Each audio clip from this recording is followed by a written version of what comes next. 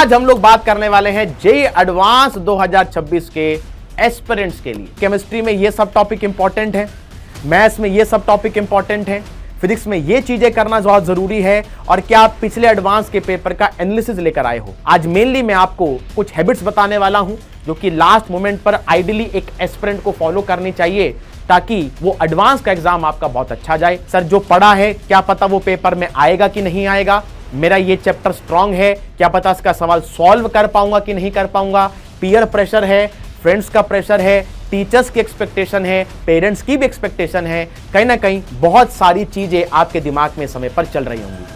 Hello बच्चों, बहुत बहुत नमस्कार, स्वागत है आप सभी का आज के सेशन में। आज हम लोग बात करने वाले हैं जेईई एडवांस 2026 के एस्पिरेंट्स के लिए। सर इतने टाइम हो गया, अब आए हो, क्या बताना चाहते हो? क्या कुछ चैप्टर लेकर आए हो? क्या आप आज के सेशन में इंपॉर्टेंट सब टॉपिक की बात बताओगे? क्या आप ये बताने वाले हो कि केमिस्ट्री में ये सब टॉपिक इंपॉर्टेंट है, मैथ्स में ये सब टॉपिक इंपॉर्टेंट है, फिजिक्स में ये चीजें करना बहुत जरूरी है? और क्या आप पिछले एडवांस के पेपर का एनालिसिस लेकर आए हो? आप सभी फ्यूचर आईआईटीएन हैं, इतने बात अच्छे से जानते हैं कि जो आखिरी का समय होता है ये इन सब बातें करने का नहीं होता है। यानी लास्ट के मोमेंट पर तो आपको मार्क्स को बूस्ट करने के बारे में सोचना चाहिए रेदर देन आपको सिलेबस कंप्लीशन के बारे में सोचना चाहिए। तो सर आज का सेशन है क्या? जैसे आप पीछे एक लाइन लिखी देख रहे हैं कि last days to be called in IITian, मतलब पर्सनल लेवल पर जब मैं जेईई एडवांस या मेंस की प्रिपरेशन, खैर हमारे समय में तो मेंस एडवांस नहीं होता था, पर जब पर्सनल तौर पर मैं किसी कॉम्पिटिटिव एग्जाम को फेस करता हूं तो मेरे दिमाग में क्या क्या चीजें चलती हैं और क्या क्या चीजें मैं खुद पर्सनल लेवल पर फॉलो करता हूं, जो कि आइडियली आपको भी करना चाहिए अगर आप अपने ड्रीम कॉलेज में जाने की चाह रख रहे हैं। आप क्योंकि ड्रीम कॉलेज की बात चल रही है तो इसी के साथ इस सेशन को अभी के अभी पॉज करके नीचे कमेंट सेक्शन में अपना ड्रीम कॉलेज जरूर से मेंशन करें, ताकि जब आप इस साल की दिवाली अपने ड्रीम कॉलेज में मना रहे होंगे तो इसी सेशन के कमेंट सेक्शन को देखकर आप याद करेंगे कि कौन कौन से पाथ को, कौन कौन से हर्डल्स को क्रॉस करके आप अपने ड्रीम कॉलेज तक पहुंचे।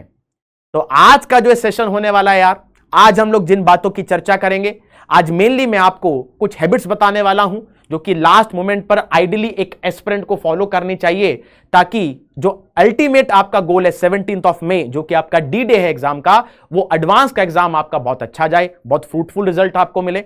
और साथ ही साथ इस समय पर कौन सी मिस्टेक्स को भी आपको अवॉइड करना चाहिए, वो सभी तमाम बातों की चर्चा आज के सेशन में हम लोग कर रहे हैं। मैं अच्छे से जानता हूं आप में से कुछ बच्चे या इनफैक्ट सभी बच्चे कहीं ना कहीं नर्वस होंगे, दिमाग में चल रहा होगा कि सर पेपर तो बहुत दे दिए हैं, मॉक टेस्ट भी अच्छे खासे दिए हैं, उनका एनालिसिस भी कर लिया है, सर जो पढ़ा है क्या पता वो पेपर में आएगा कि नहीं आएगा, मेरा ये चैप्टर स्ट्रांग है, क्या पता इसका सवाल सॉल्व कर पाऊंगा कि नहीं कर पाऊंगा। पीयर प्रेशर है, फ्रेंड्स का प्रेशर है, टीचर्स की एक्सपेक्टेशन है, पेरेंट्स की भी एक्सपेक्टेशन है, कहीं ना कहीं बहुत सारी चीजें आपके दिमाग में समय पर चल रही होंगी। तो उन सभी तमाम चीजों को फुल स्टॉप लगाने के लिए, उन सभी बातों पर पूर्ण विराम लगाने के लिए आज का सेशन मैंने सोचा कि आप तक कुछ बातें पहुंचाई जाए, पर्सनल लेवल पर जो चीजें मैंने अपने टाइम पर फॉलो की थी जिससे मुझे अच्छे खास रिजल्ट मिले, हो सकता है मेरी ये लर्निंग्स आपके कहने की काम आ जाए। तो इन सभी बातों को नोट करना बहुत इंपॉर्टेंट है। अगर आप सिर्फ इनको सुनेंगे तो उससे काम नहीं चलेगा, क्योंकि एक्शन को सुना नहीं जाता बेटा, इंप्लीमेंट करना पड़ता है। तो कहीं ना कहीं जो बातें आज मैं बताऊंगा हो सकता है काफी सारे बच्चे उससे रिलेट कर पाएं, और अगर आपने ये सभी हैबिट्स को इस समय पर अपनी प्रिपरेशन में इंक्लूड कर लिया तो ड्रास्टिक चेंज आपको ऑब्जर्व होगा अपने फाइनल जेईई एडवांस के एग्जाम के अंदर। तो चलिए बिना किसी टाइम को वेस्ट किए स्टार्ट करते हैं सबसे पहले उन हैबिट्स के साथ जो कि आइडियली एक एस्पिरेंट को, एक आईआईटीएन को लास्ट समय पर फॉलो करनी चाहिए। आप सभी फ्यूचर आईआईटीएन हैं और ऐसी पूरी उम्मीद करता हूं कि इस साल की जो दिवाली हो वो आप अपने ड्रीम कॉलेज में मना रहे हो। तो चलिए जी स्टार्ट करते हैं सबसे पहले हैबिट्स के साथ, ध्यान से समझिएगा। सबसे पहला जो इस समय पर फोकस आपका होना चाहिए वो पॉजिटिव माइंडसेट पर होना चाहिए। अब आप में से कुछ बच्चे कहेंगे सर बोलना बहुत आसान होता है, पॉजिटिव माइंडसेट, सर आप अगर मेरी जगह होते तब आपको पता चलता। ये आप नहीं कह सकते क्योंकि मैं आपकी जगह होकर ही आया हूं, यानी मैं भी खुद आईआईटीएन हूं, है मैं भी खुद इस वाले पाथ को फॉलो करके ही पहुंचा हूं। इसका मतलब मैं अच्छे से जानता हूं कि इस समय पर अपने दिमाग को पॉजिटिव माइंडसेट के प्रति अलाइन करना कितना टिपिकल हो सकता है। तो उसका सॉल्यूशन भी आप तक पहुंचाने की मैं पूरी कोशिश करूंगा। सबसे पहले एक शब्द होता है, शब्द आपने सुना होगा, पॉजिटिव मैनिफेस्टेशन। ये क्या होता है, रिलेट कर पाओगे शायद आप। एक मूवी है भाग मिल्खा भाग, उसमें एक करेक्टर के बारे में दिखाया गया था which is the great Milkha Singh. Great Milkha Singh जब भी अपनी रेस को स्टार्ट करते थे, जब वो स्टार्टिंग पॉइंट पर होते थे, तो उस समय वो पूरे ग्राउंड का चक्कर मार लिया करते थे। इसका मतलब उनके दिमाग में ये सारी जर्नी पहले से चल रही होती थी, पॉजिटिव माइंडसेट के साथ वो दौड़ा करते थे। सेम चीज आपको अपने साथ इंप्लीमेंट करनी है समय पर। आप ये सेशन कभी भी देख रहे हो सकता है आप एग्जामिनेशन सेंटर पे जा रहे हो, उसके पहले देख रहे हो, एग्जाम के जस्ट 2-3 दिन पहले देख रहे हो, आप ये सेशन कभी भी देख रहे हो, आपको इस बात का ध्यान रखना है कि सबसे पहले तो अपने आप को पॉजिटिव माइंडसेट के प्रति अट्रैक्ट करना है या पॉजिटिव माइंडसेट रखना है। अब पॉजिटिव माइंडसेट सर कैसे रखा जा सकता है, तो बेटा उस पॉजिटिव माइंडसेट को अचीव करने के लिए कुछ एक्शंस आपको लेने पड़ेंगे। तो मैं एक्शंस की बात भी करूंगा, मतलब इस समय डेली एक्शन आपका क्या होना चाहिए, उन सब की चर्चाएं करेंगे। सबसे पहले इस समय पर आपने एक स्ट्रेटजी को फिक्स और फाइनल या लॉक कर दिया हो कि किस ऑर्डर में आप पेपर को अटेम्प्ट करने वाले हैं, जिसको हम लोग बोलते हैं पेपर अटेम्प्टिंग सीक्वेंस। कहने का मतलब क्या है, बहुत सारे मॉक टेस्ट आप दे चुके होंगे, प्रॉपर जे एडवांस पैटर्न के दे चुके होंगे, आपको पता है फिजिक्स केमिस्ट्री मैथ 3 सेगमेंट है। आपको कौन से सब्जेक्ट को पहले करने पर अच्छे रिजल्ट मिलते हैं, वो स्ट्रेटजी अभी तक आपकी लॉक हो जानी चाहिए।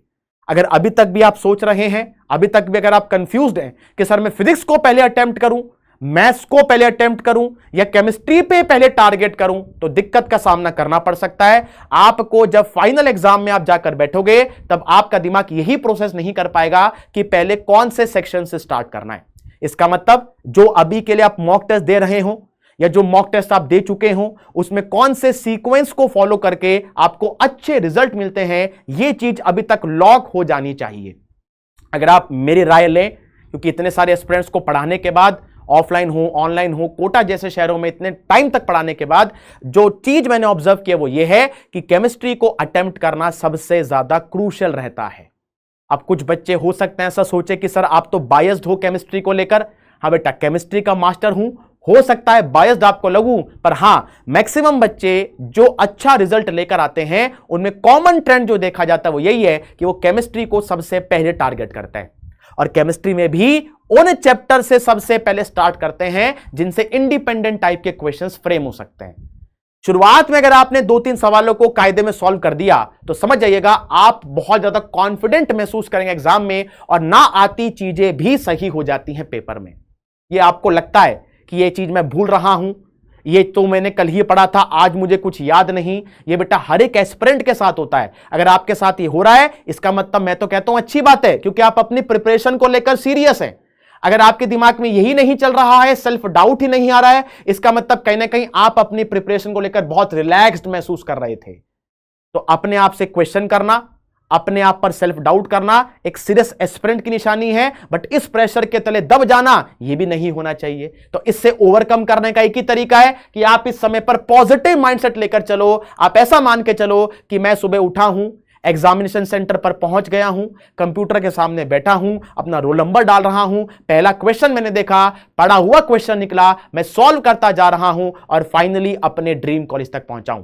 क्योंकि जिस पाथ पर आप चलने वाले हो, उसको पहले दिमाग में सोचना बहुत जरूरी है। मिल्खा सिंह को पता था कि मैं सबसे पहले फर्स्ट ही आने वाला हूं, तो उन्होंने दिमाग में पहले सब पिक्चर प्लान कर ली थी।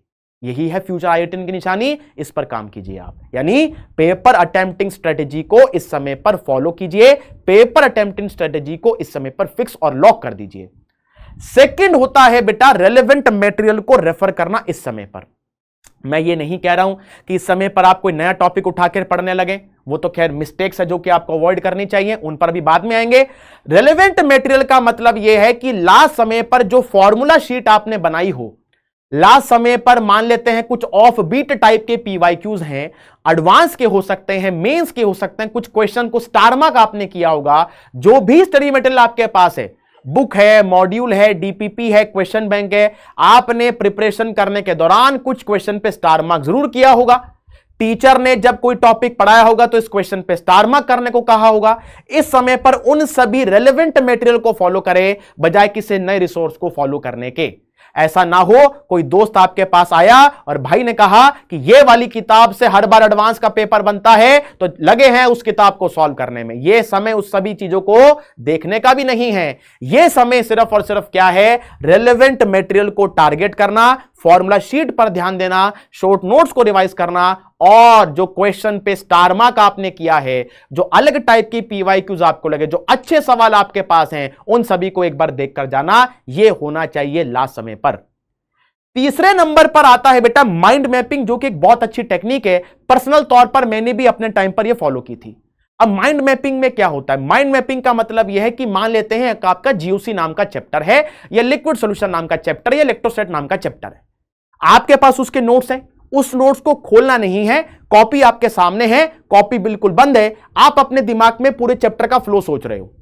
आपने जीओसी सोचा दिमाग में, सबसे पहले आपने सोचा कि इंडक्टिव आता है, इंडक्टिव में हाँ ये ऑर्डर होता है, ये प्लस आई का ऑर्डर है, माइनस आई का ऑर्डर है। उसके बाद आप रेजोनेंस पर गए, हाँ रेजोनेंस ये है, रेजोनेटिंग स्ट्रक्चर की स्टेबिलिटी पर आए, ये उसके रूल हैं, फिर मिजोमेरिक पर आए, फिर एरोमेटिसिटी है, रेजोनेंस एनर्जी है। इस तरह से माइंड मैपिंग करते हुए चलिए।